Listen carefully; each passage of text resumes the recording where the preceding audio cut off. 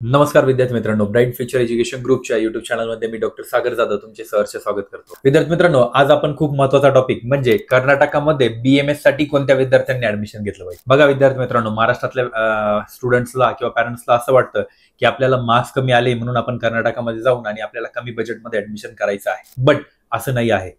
कर्नाटकामध्ये all over इंडियामधले जे best colleges आहेत ते तुम्हाला कर्नाटकामध्ये बघायला भेटतात. जसं एसडीएम झालं, तसं श्री झालं, असे काही बेस्ट कॉलेजेस हे कर्नाटकामध्ये बघितले जातात. तर ज्या विद्यार्थ्यांना बेस्ट एज्युकेशन इन आयुर्वेदा हवं आहे तर त्यांनी इंडियामधल्या टॉप कॉलेजेसमध्ये कर्नाटकामधल्या कॉलेजेसची नावं येतात. तर त्या विद्यार्थ्यांनी तिथे जाऊन आणि ऍडमिशन घेतलं पाहिजे. त्यानंतर सगळ्यात महत्वाची गोष्ट, कमी मार्क्स आहेत म्हणून जर जात आहेत तर तेही एक चांगला ऑप्शन आहे. कमी मार्क्समध्येही तिथे विद्यार्थ्याला ऍडमिशन भेटतं, म्हणूनही आपण कर्नाटकाला एक ऑप्शन म्हणून बघू शकतो. सगळ्यात महत्वाची गोष्ट, वन बाय वन आपल्याला काही फ्रिक्वेंटली आस्क क्वेश्चन्स आहेत आणि 10 क्वेश्चन्स आहेत. त्या पूर्ण क्वेश्चन्स वरती आपण आज डिस्कशन करणार आहोत. सगळ्यात पहिलं, महाराष्ट्राची काउन्सिलिंग चालू झाली नाही बट कर्नाटकामध्ये बीएमएस चे ऍडमिशन स्टार्ट झाले, तर कोणत्या विद्यार्थ्यांनी कर्नाटकाला जाऊन आणि ऍडमिशन घेतलं पाहिजे. त्या प्रश्नाचं उत्तर म्हणजे असं की ज्या विद्यार्थ्यांना 250 पेक्षा कमी मार्क्स आहेत आणि त्यांची ओपन कॅटेगरी किंवा ओबीसी कॅटेगरी आहे त्या विद्यार्थ्यांनी कर्नाटकाला ऍडमिशन घेतले तरी पण चालेल. बिकॉज त्यांची जी रँक आहे ती महाराष्ट्रात ऍडमिशन होईलच याचं कन्फर्मेशन नाही आहे. त्याचबरोबर नेक्स्ट क्वेश्चन जर म्हणाल तर कर्नाटकामध्ये बेस्ट कॉलेजेस आहेत का? हो, कर्नाटकामध्ये ऑल महाराष्ट्रापेक्षाही बेस्ट कॉलेजेस हे कर्नाटकामध्ये बघायला भेटतात. काही कॉलेजेस आहेत तिथे. त्यानंतर स्टुडंट ऍडमिशन जर घ्यायचे असेल तर त्यांना तिथली काउन्सिलिंग करणं गरजेचं आहे का? हो, कर्नाटकामध्ये जर तुम्हाला ऍडमिशन घ्यायचं असेल तर कर्नाटकाचा फॉर्म भरणे गरजेचं आहे, त्यांची काउन्सिलिंग करणं गरजेचं आहे, तरच आपण तिथे ऍडमिशन घेऊ शकतो. नेक्स्ट क्वेश्चन जर म्हणाल तर कर्नाटकामध्ये महाराष्ट्रातल्या स्टुडंटला कुठलाही कॅटेगरी बेनिफिट्स होतो का? तर नाही. विद्यार्थी मित्रांनो, महाराष्ट्रातल्या विद्यार्थ्यांना कर्नाटकात जर ऍडमिशन घ्यायचं असेल तर त्या विद्यार्थ्यांना कुठलाही कॅटेगरी बेनिफिट्स होत नाही. त्याच्या मागचं रिझन असं आहे की आपण अदर स्टेटचे कॅन्डिडेट आहोत. आपण जेव्हा कर्नाटकात जात होतो तेव्हा पूर्णपणे ओपन कॅटेगरी मधून जातो. नेक्स्ट क्वेश्चन जर म्हणाल, कर्नाटकामध्ये ट्रस्टेड कॉलेजेस आहेत का? येस, ट्रस्टेड कॉलेजेस आहेत.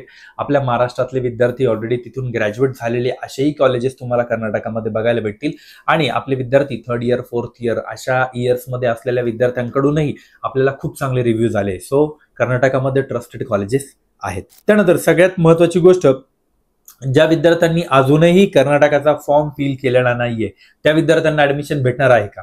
तर येस विद्यार्थी मित्रांनो, कर्नाटकाचे बीएमएसचे रजिस्ट्रेशन अजून एकदा ओपन होणार आहे. त्या टायमाला विद्यार्थी जाऊन आणि तिथे आपले नवीन प्रमाणे रजिस्ट्रेशन करून आणि ऍडमिशन घेऊ शकतो. सो कर्नाटकामध्ये अजून तुम्ही रजिस्ट्रेशन केलेलं जरी नसेल तरी ब्राईट फ्युचर टीमला कॉन्टॅक्ट करा. ब्राईट फ्युचर टीम पूर्ण याबद्दल गायडन्स करणार आहे. कर्नाटकामध्ये फीस कशी डिवाइड आहे? बघा, कर्नाटकामध्ये 3 टाईपचे कोटाज आहेत, 2 लाख, 4 लाख आणि 6 lakh. Government, private and NRI असे 3 प्रकारचे कोटाज आहेत.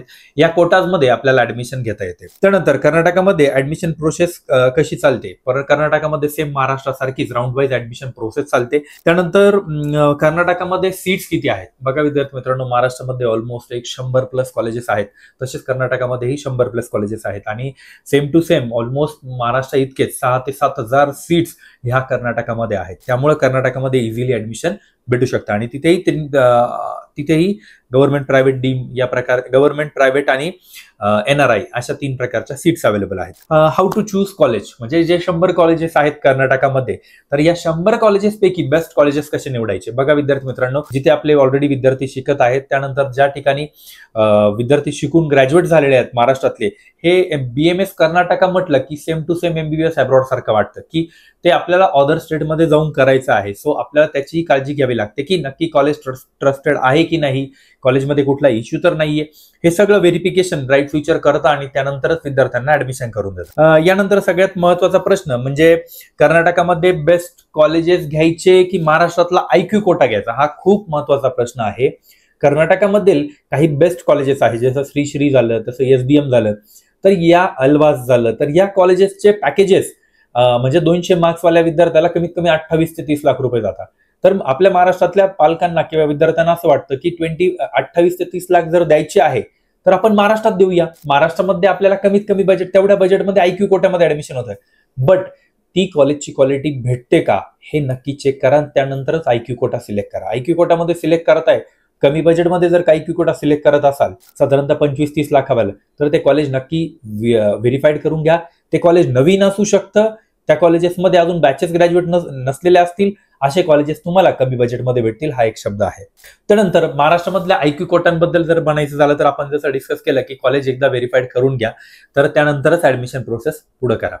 तर ही आहे कर्नाटकामधल्या काही BMS कॉलेज बद्दलची काउन्सिलिंग स्टार्ट झालेली आहे त्याबद्दलची माहिती. जर ज्याही विद्यार्थ्यांना काउन्सिलिंग करायची आहे किंवा तुम्हाला वाटतंय की महाराष्ट्रापेक्षा बेटर कॉलेजेस कर्नाटकामध्ये जर देतोय आम्ही, तर नक्की कॉलेजेसचा विचार करा.